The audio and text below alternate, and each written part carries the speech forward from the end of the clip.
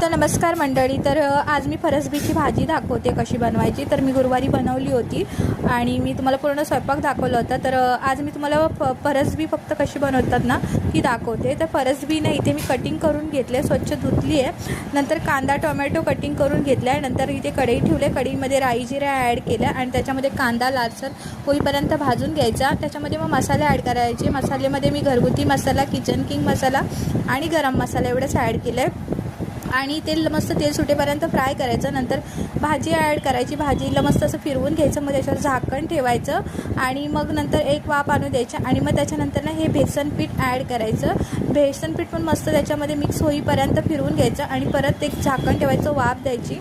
आणि ह्या भाजीमध्ये ना पाणी ॲड नाही करायचं, फक्त वाफेवरच शिजवायची. तर अशी मस्त झाली आपली फरसबी. तर तुम्ही ही नक्की करून बघा, बेसन पीठ टाकून फार छान लागते. चला तर माझा नवीन चॅनल आहे, लाईक करा, शेअर करा आणि सबस्क्राईब